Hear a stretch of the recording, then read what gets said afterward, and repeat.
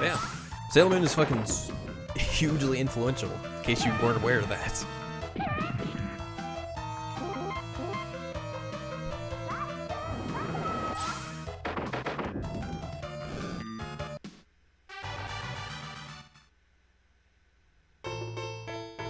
Though I wonder, I don't know how many of you are also aware that, when Cardcaptor Sakura was brought over to the States, they basically revamped the entire series. So they changed the name to Cardcaptors and then tried to market it more towards that 8 to 14 male demographic that was, heavily watching anime at the time. So they tried to market it instead of a magical girl show as a action show, and that led to a lot of censorship with episodes. I'm just going through this loop again because I don't know why, but we're just going to anyways. But yeah, like they reordered episodes, they would censor them heavily, which I mean you could still find it, like the Crunchyroll version of Cardcaptor Sakura, which is dubbed. It's a later version of the dub because the dub they did for who the fuck aired that at the time? I think it was Kids WB, who later would be very infamous for their 4Kids dubs, but that dub was also pretty bad. And just like the whole changing of magical girl to manly action show but with female lead is super strange, and that's just the weirdness of anime and manga in that time frame. Just because I think most of the producers thought these audiences are young, they're not going to understand like any of these Japanese references or probably be able to now pronounce any of these Japanese names, so we gotta change it and make it more westernized.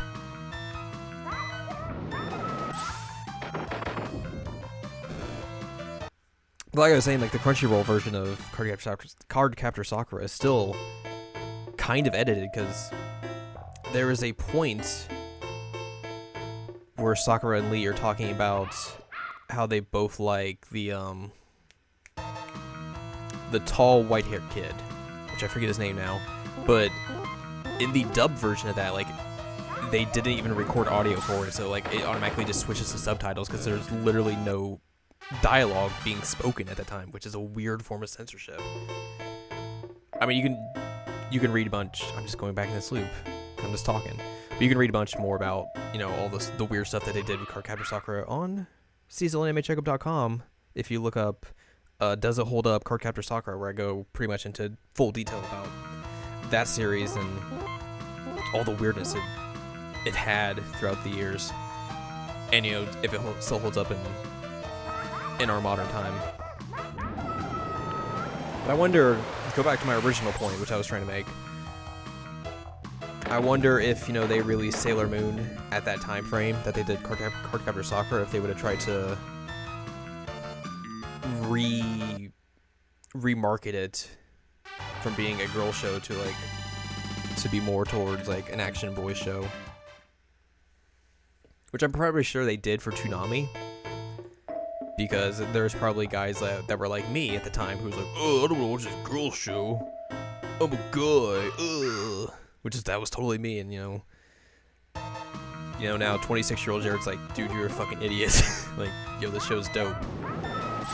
At the time, I was like, oh man, Dragon Ball Z, Gundam Wing, that's the cool show. Sailor Moon is the girls, and all that bullshit. But, yeah, I wonder if they would have basically took that. I wonder if we're even supposed to be in this cave. That would be real embarrassing. But, it's been story time. Maybe they would have tried to position it as like, it's Tuxedo Mask and his girl buddies. Which would have been real, like, A, super fucked up, and B, just completely missing the point of the entire series.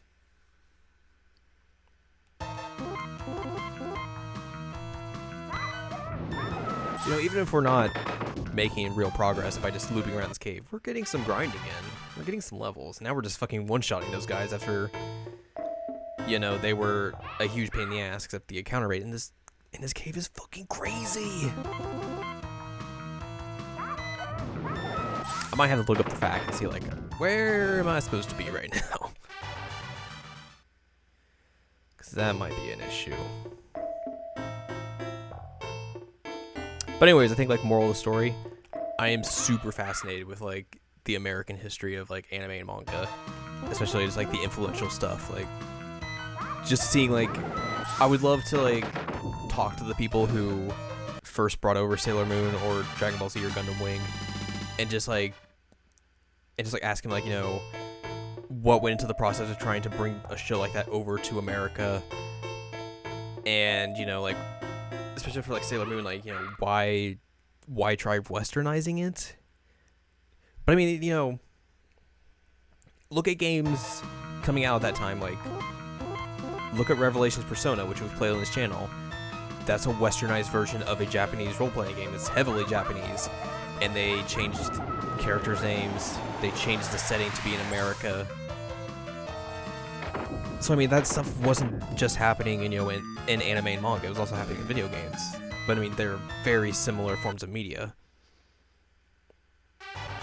But I think I would just really want to understand, like, what was the decision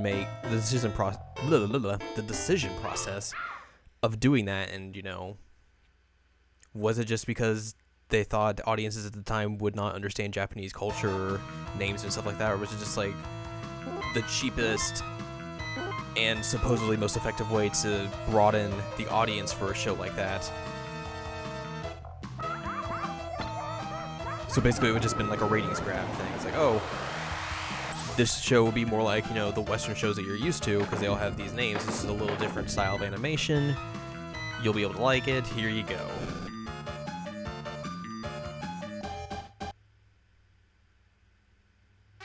As we win another battle. Oh, we should save while we're here. What's up, Luna P? I want to save. I think that, but like a lot of this stuff is kind of like the more fascinating thing about, you know, doing the Does It Hold Up series that I do for the website. Just because, you know, it's like, I get to watch these shows that I liked when I was a kid again to see like, oh, are these good or are they not? And just learning and diving into the history of like, you know, them being brought out to America from Japan at the time. And just seeing like all the weird stuff that they would change or like, or think like, okay, this would have had to have been censored or altered in a way to get past the censors to hit that TVY7 rating or TVY rating at the time and make it onto American television. Because that was something very prevalent when I rewatched Gundam The 08th MS Team, because there's this episode where you literally see one of the characters, the female characters, topless, and you see breasts and everything. I was like, whoa, I don't remember that from the Toonami versions. But then again, that show aired originally on the Midnight Run, but it was under a TV PG rating, so I highly doubt that at the time they would have, you know, showed that, even if it was at midnight, but under a TV PG rating, they're not going to show nudity.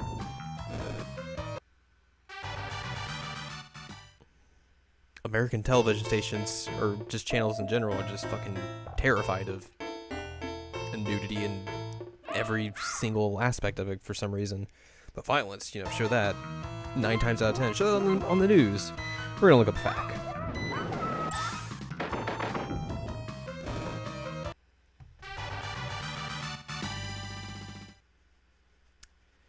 This recording session just turned into Tangent City.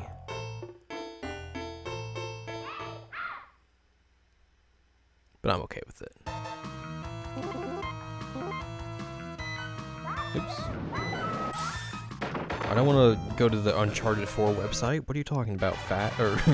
Ad on FAQ? Alright, let's take a short... We're going to take a break, but we're going to kind of take a pause here. Like that. Poor Sailor Moon, she doesn't get to be in that link. This chapter 1. This is still chapter 1. This is still chapter 1. There's chapter 2.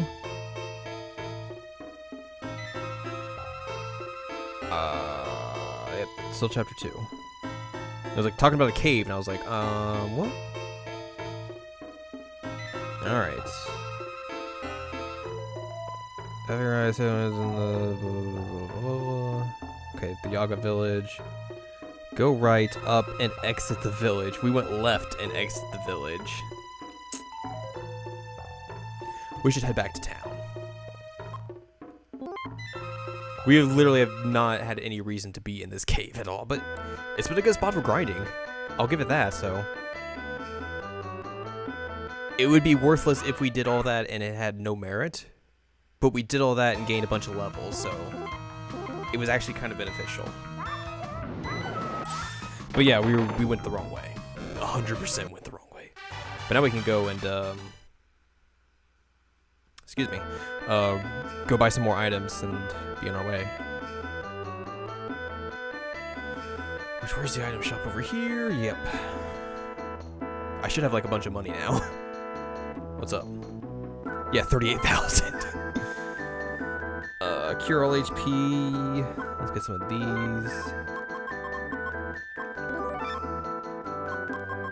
Get a few more bath medics. Get some Yaga Zoop.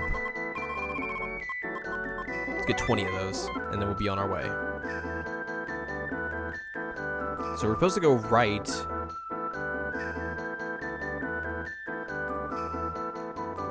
And then up to exit the village.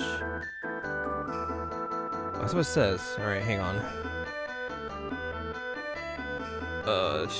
Quit the 3 accessories on Mars when you're done. Exit asset. Go right. Up. Wait, no, we were going the right way, I think.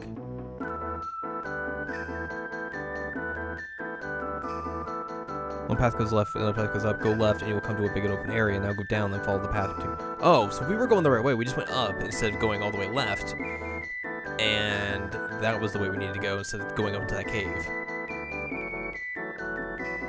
So, like, you'll see after we get out of this battle, because it'll be real quick.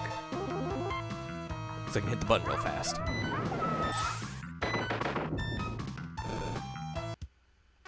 Hey, we leveled up too. Cool. What level are we at, by the way? 16! Holy shit!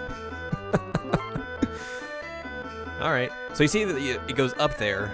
I'm pointing, but you can't see because there's no webcam or anything. But we're supposed to go left here. And that'll open up into here. And this is the way we're supposed to go. For some reason, I just never went left, I guess? I don't know.